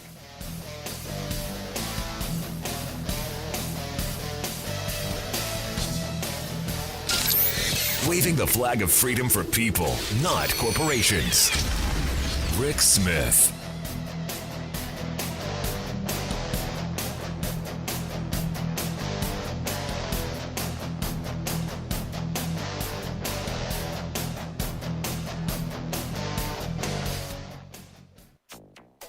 This is a frightening report. UN Global Climate Assessment warns climate change and sea level rise are accelerating. U.S. and China agree to cooperate on climate action. Plus, how about the 40,000 people plus that's lost their jobs in this industry just in about 10 years? Nation's largest coal mining union backs shift from coal mining to renewable energy jobs. All of those exciting shifts and more straight ahead from BradBlog.com. I'm Brad Friedman. And I'm Desi Doyen. Stand by for 6 minutes of independent green news, politics, analysis, and snarky comment. Hi, I'm Kevin McCarthy. Hi. Welcome to the Energy Innovation Agenda. Oh, he meant that. Democrats often dismiss Republicans as being disinterested in addressing global climate change. This is just false. Well, that's true. If by false, he means true. This is your Green News Report. Okay, Desi Doyen, does Republican Minority Leader Kevin McCarthy realize that gaslighting is not an actual energy source? Apparently not. Let the gaslighting begin. Begin? Will it ever end? So let's start here. With real news. Yes, Go ahead. We've got a big climate week this week. On Earth Day, on Thursday, President Joe Biden will host a 2-day virtual Leaders Summit on climate to try to regain credibility among the international community that the U.S. is back and ready to work on climate action for reals this time. That sounds virtually exciting. Based on Biden's American Jobs Plan to transition the U.S. economy away from fossil fuels. Plus, the White House also hopes to push other countries to ratchet up their targets for cutting greenhouse gas emissions that cause the climate crisis. Associated Press summarized Biden's tricky task as, quote, how to put forward a non-binding but symbolic goal to reduce greenhouse gas emissions that will have a tangible impact on climate change efforts not only in the U.S. but throughout the world. That's a lot of words. Speaking of around the world, a pretty big diplomatic development in advance of the summit. The U.S. and China on Sunday formally agreed to cooperate on climate change, a crucial agreement between the world's two biggest emitters amid rising tensions between the two countries. That's big news. The joint statement reads, quote, both sides recognize climate change is a serious and urgent threat to the survival and development of mankind, and both countries will, quote, continue to discuss concrete actions in the 2020s to reduce emissions aimed at keeping the Paris Agreement aligned temperature limit within reach. Nice. And it matters because on Monday, the World Meteorological Organization released its annual State of the Global Climate Report. The report finds that climate change did not stop for COVID-19, but the pandemic exacerbated the challenges of extreme weather, food and water insecurity, and the displacement of vulnerable populations in developing countries. Sea level rise and ocean acidification are accelerating, and 2020 saw new records in droughts, wildfires, and extreme heat waves. In a press conference, UN Secretary General Antonio Guterres called on developed countries to help developing countries adapt to climate impacts and do more to cut their own emissions, saying this is a make or break year to confront the global climate emergency. Anthropogenic climate change, climate disruption caused by human activities, human decisions, and human folly. And the effects are disastrous. This is truly a pivotal year for humanity's future. And this report shows we have no time to waste. Fakest accent I've ever heard. Here in the U.S., the nation's largest coal miners union on Monday said they would accept President Biden's American Jobs Plan to transition the nation away from coal and other fossil fuels in exchange for a, quote, true energy transition. Really? With new renewable energy jobs and investment in their communities, including development of technology to capture carbon emissions from coal plants. Union President Cecil Roberts said ensuring jobs for displaced miners, including 7,000 coal workers who lost their jobs in just the last year, is crucial to any infrastructure bill taken up by Congress. I think we need to provide a future for those people, a future for anybody that loses their job because of a transition in this country, regardless if it's coal, oil, gas, or any other industry for that matter. Wow, though this is big news. The Coal Miners Union is saying we're cool with giving up our jobs so long as you give us other ones to replace them. Exactly. Big news. Finally, Interior Secretary Deb Haaland on Friday revoked a number of Trump-era orders that expanded fossil fuel development on the public's lands, calling them, quote, inconsistent with the department's commitment to protect public health, conserve land, water, and wildlife, and elevate science. Among those actions, Haaland revoked Trump's rollback of a moratorium on federal coal leasing and revoked his orders to expand oil drilling in Alaska's National Petroleum Reserve, and she moved to make climate change a priority in agency decisions. Nice. Let the revoking continue. For much more on all of these stories and the ones we couldn't get to today, check out our website at greennews.bradblog.com. Find, follow, and share us planet-wide on the Facebooks and the Twitters at Green News Report. I'm Brad Friedman. And I'm Desi Doyen. And this has been your Green News Report.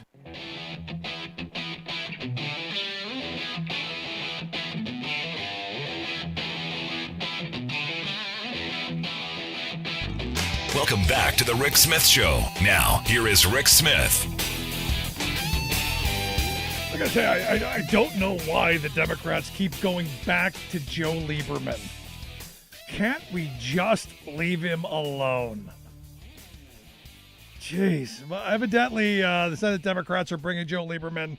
The title was As a Ringer. Joe Lieberman as a ringer on anything. Sounds like a bad idea. But in this case, it's pushing the idea of statehood for Washington, D.C. I think Washington, D.C. should be a state. I think we should go in that direction. But Joe Lieberman should stay the hell out of it. Just my thoughts. Anyway, here to share some thoughts on the top stories of the day, maybe a little bit on Joe Lieberman. I've asked our good friend, former Ohio Congressman Bob Ney, to come talk with us. Bob, thanks for taking time. Well, thank you, Rick. Are you talking about the same Joe Lieberman that when President Obama brought forth his signature health care bill that he did an amendment or pulled out of the bill for the insurance companies of his state to make sure that the Obama plan for 55 and above that were falling through the cracks would then not have coverage under Medicare? The same Joe Lieberman? That's that Joe Lieberman. That one. Oh, okay. I'm sorry. Now, would you like me to comment on it? No, that was also the same Joe Lieberman who threw Kerry under the bus, during that election. The same Joe Lieberman who made sure that corporate America, well taken care of, tax breaks, all that. Yeah, the same neoliberal Joe Lieberman that we all know and don't really love. But yes, please do then comment on Joe Lieberman as the ringer for D.C. statehood. this one, whoever came up with this idea, obviously, I don't know. Maybe it was somebody in the Senate, because Joe Lieberman has a close relationship with Republicans, and that'll help Democrats make their case, is absolutely ludicrous. I mean, Joe Lieberman will not have an impact. And again, what I just said at the beginning of your show is true. This, for the insurance companies, he gutted a very important part of the ACA, Obamacare, a very important part that would have taken care instantly of the people in the gap before, 55 to, till they could get their Medicare to 65, it would have, and they would have paid into the system. So, and I bring that up because that's a large sin in what he did with that bill. For me, that's a cardinal sin. That's not just a large sin. That is one of the cardinal sins, because what that could have done for our economy was just huge. Because we could have gotten people who are in their late 50s out of the workforce into their retired years. We could have filled those jobs with younger workers, and we would have had the turnover that we need to have for younger generations. Because most people I know who are my age and older, they're waiting. They can't wait for retirement because financially they're okay. Healthcare wise, they just can't risk it. Right. And the Democrats wanted to get Lieberman, and so they were dropping the public option to woo Lieberman. Is what they were doing. Yep. They were having to try to do that. Yeah, I mean, and I keep staying on that bill. There's other things we can talk about with Lieberman. He switched sides so many times you don't know where he's really at or what he would have after his name. But what he did and dropping the public option, that's another part of it, is absolutely, I think, unforgivable. So I don't know where he brings in anything unless he's able to go to the Republicans and say, hey, I helped. You remember when I helped you to gut the health care bill? Yeah. I don't think they care. What can I help you gut now? I don't think he'll bring any votes. None. Not what can I help you gut?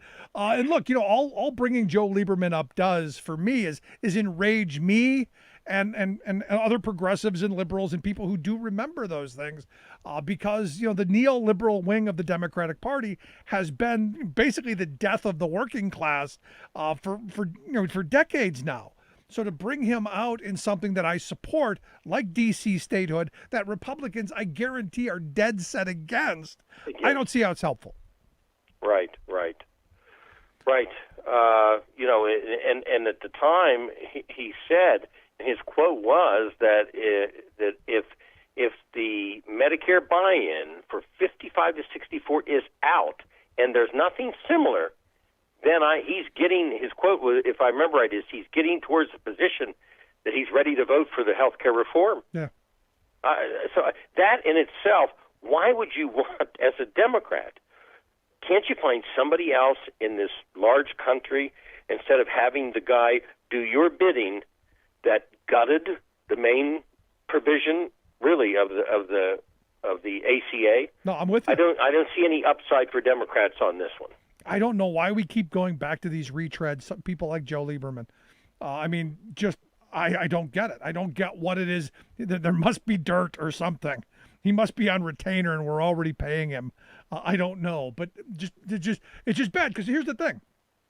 We've just spent all of this time, and maybe this is the game plan. We've spent all this time going after Joe Lieberman, and I could go back to, I knew John Kerry was going to lose back in 2004 because he chose Joe Lieberman. Which was the first bad decision he could have made. Not the fact that he was swift-boated and didn't respond to that quick enough. Joe Lieberman was the first bad decision. But we're not talking about D.C. statehood, which is something I think is a long time in the waiting. Right. By the way, shall we remember that he endorsed John McCain for president? Yes. Can we remember he endorsed Sarah Palin? Okay, I mean, people might have forgotten. He endorsed Sarah Palin, yeah. All right? Some of her relatives didn't endorse her. If I remember right, he supported Donald Trump. Now, that I don't remember. I wouldn't doubt it.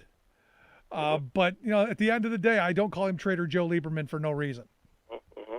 Well, he was being, I'll give you an inside deal here. He was being considered for Ambassador of the United Nations.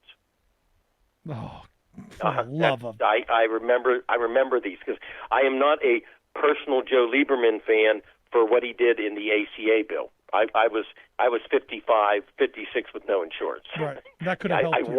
I wanted that. Okay.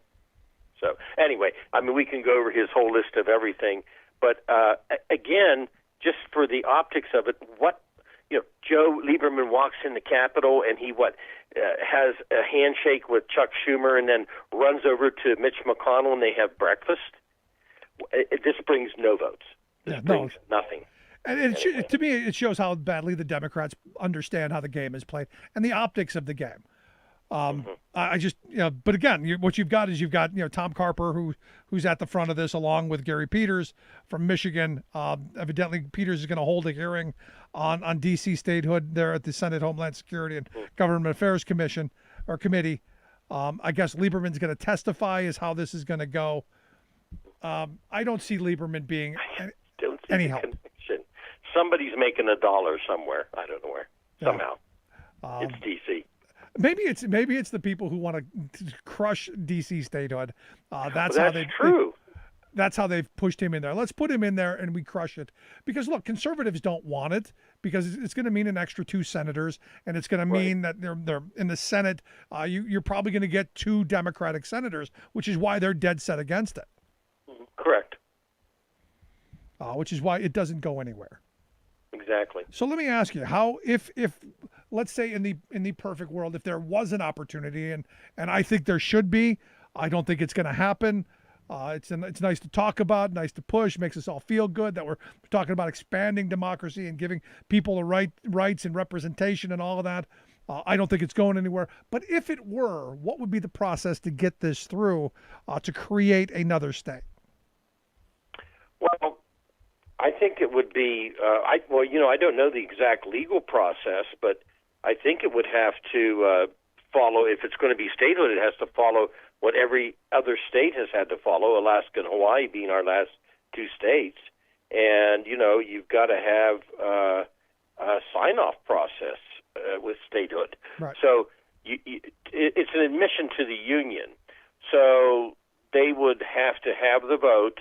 The Congress would admit the new state, and this is what happened with Hawaii and Alaska. And then it has to be, I believe it has to be ratified by the other existing states. So it would have to go, state to state, I think. Yeah, that's how I remember it, and I just wanted to make sure that I wasn't wrong. Yeah, it's not a 2/3 thing, is it? No, it's a process where the Congress certifies it's a state coming in, and then there has to be a sign-off. I mean, originally it was the 13 colonies, and then they were signing off as state by state came in.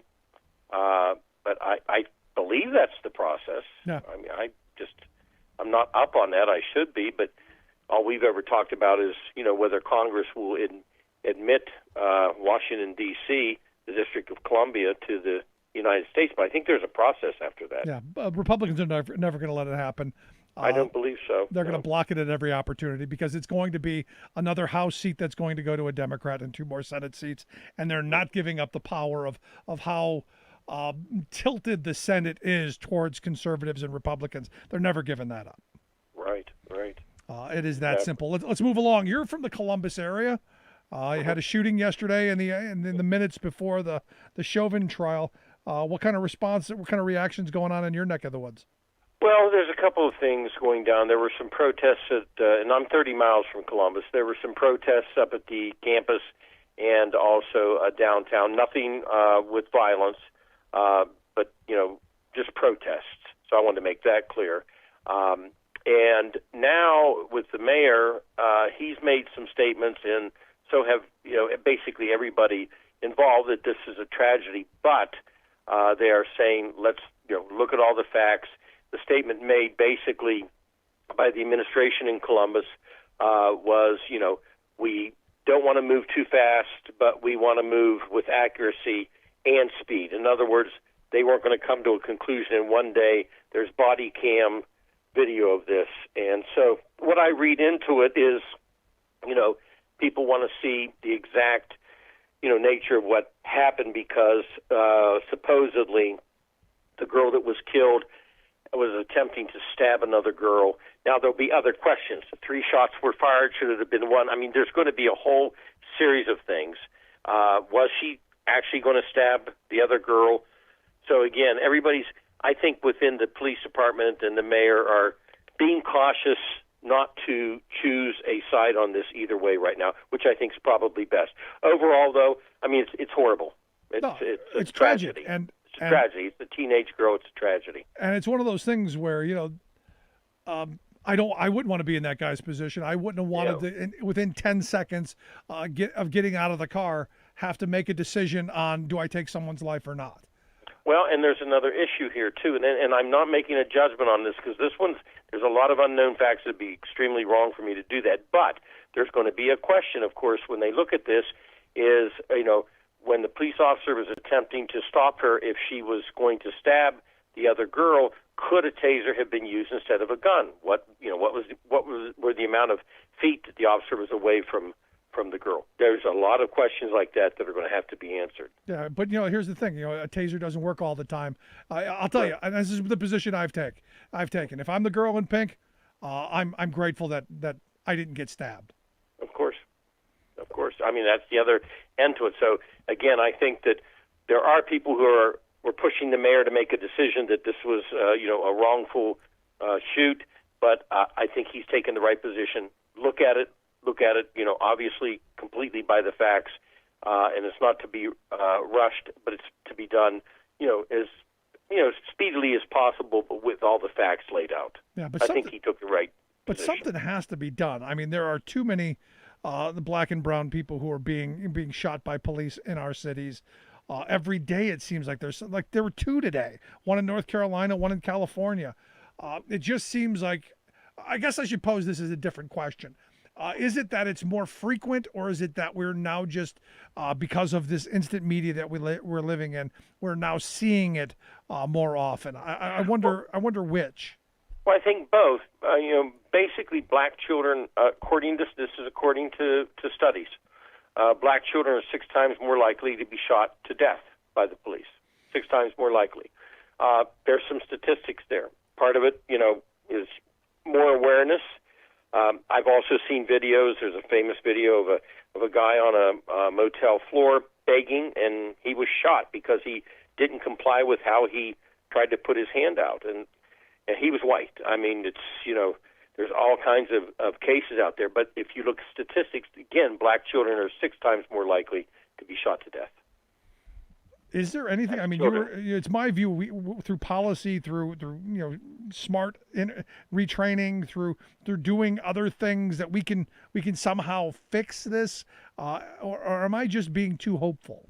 No, I'm with you, and I see disturbing comments all the way around. I think your comments are very thoughtful, and I think it's the right way to think. I saw somebody made a comment yesterday that we need to remove the police and just do better housing. We need better housing, but I'm sorry, you can do good housing all day long. You're going to have a need for the police. Yep. So I think we have to look at, the training, the force used. George Floyd, who would train a police officer to, when you've got a guy subdued, you keep your knee on them? I mean, who does that? So there's an endemic problem. I think, unfortunately, the headline grabs defund the police, which take away the police, put in a social worker, and then you see all these memes. I can't help you. You call your social worker, and that's unfair to the endemic problem. I think politicize, as sometimes the media does, of taking the extremes. I think what you said is the way to look at it. I think there is a hope, and it's got to be thoroughly thought out how this is done. Yeah, I mean, sadly, what's happened is we've taken all of society's ills and dropped it at the doorstep of law enforcement.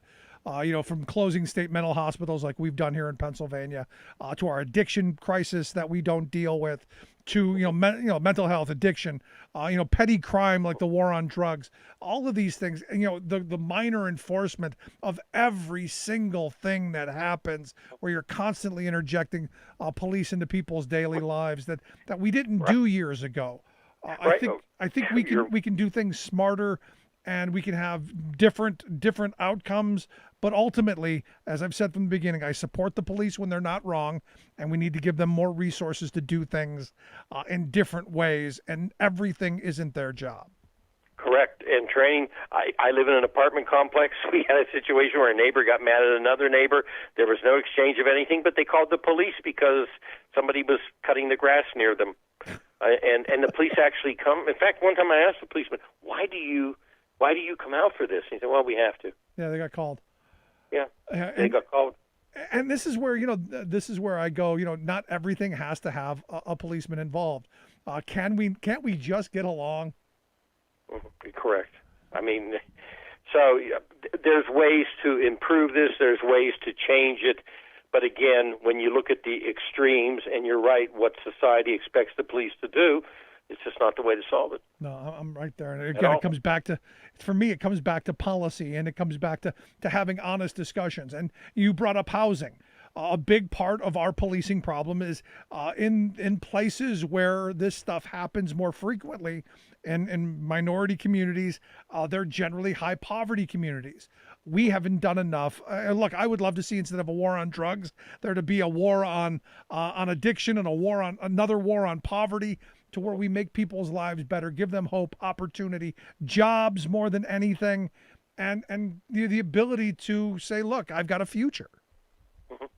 Well, I sponsor people in addiction, and I see all the time. I mean, they're almost discarded in certain cases. And they're not the drug dealers. They're the people who have been addicts, and people need help in communities, and in housing and addiction and mental health and a lot of other areas. And people say, well, that's the way they are. Well, if you don't help them, then it becomes a problem for the entire community. But if you help them, you help that person, and you help the community both. And I think we're at a critical moment, to be honest, because I think the awareness levels are at hyper levels. Correct. And that everything is just waiting to be a powder keg to explode. And this is I think, a good moment where we can say, look, we don't have a choice but to change. We don't have a choice but to address these problems in a smarter way, and to try some different stuff. Well, here's the thing about these shootings and the horrific nature of what's going on, and all the other issues you and I have just talked about. We can either seize these and the hyper publicity and the hyper attitude on it, seize it to make it be a good outcome and make something good happen out of these problems, or it can just continue to be the corporate media battle on these issues with headlines. And I would argue, to bring this into way. a political vein, this could be a moment where we actually make things worse. And I look at what Republicans are doing across the country with these anti-protest laws that basically tell me that if there's a protest, I can drive right through them. And if I kill somebody, well, I was defending my car. Right. Yes. Crazy. It's not good. Crazy That's, like times. I said, people go to extremes, and it's a great opportunity for people to actually solve something if they think about it that way. There you go. Good stuff. Bob, as always, I appreciate the level-headed thoughts in the words. Good stuff. Thank you. Bye-bye. Our good friend Bob Ney. And look, nobody wants this stuff to happen. Nobody wants to see bad things happen to people. And as someone who is a believer in government and the ability to pursue policy, there are opportunities. There are opportunities to go into these high poverty communities and do good things. Look, we went into places like Iraq, and we just papered the place with money. We haven't done that in our inner cities. We haven't done that in our poverty communities. And I go back to what the kid at the gas station said to me. Well, they blew up Hiroshima and they rebuilt that. Yeah, because of the Marshall Plan. Because we spent billions and billions of dollars rebuilding all of Europe after we blew it up, and Japan. We haven't done that in this country. We've just left it on the backs of the most vulnerable. Call it what you want. Call it reparations. Call it, bring Joe Lieberman into it and call it the Lieberman plan. As long as we are rebuilding those communities and giving people jobs. What we know, and this goes across the board. What we know, people who have gainful employment that gives them an opportunity to make their lives better, to make a go at it and support their families, keep a roof over their head, food on the table with some semblance of health and retirement security for down the road. Basically a future. We know that bad things generally don't happen. We know that the crime rates go down. We know that all of the drug abuse stuff goes down. We know that the bad stuff is diminished. Doesn't mean it goes away, but it's diminished. And for me, the idea that we've got communities across this country that don't have opportunities, for whatever reason, we need to address those. And I say it all the time. I grew up in a neighborhood where we weren't on the bus line, so you couldn't get to those industrial parks where the jobs were. We need to address that, and I think Biden's plan to do some green stuff with public transit is a good step. But it's going to be a long haul in this, and I hope our leaders understand the magnitude of the moment. I'd love to hear your thoughts, though. You can email me, rick@thericksmithshow.com. If you missed any of today's program, thericksmithshow.com, that's where you go to get the podcast. The Rick Smith Show app on the smartphone. Take the program on the go wherever you go. Gonna be a long week. I'd love to hear your thoughts. Again, rick@thericksmithshow.com. Thanks so much for tuning in. We'll see you back here next time.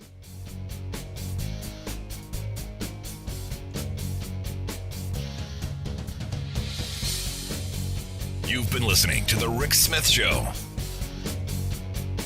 Email Rick at rick@thericksmithshow.com. Until next time, this has been The Rick Smith Show, where working people come to talk.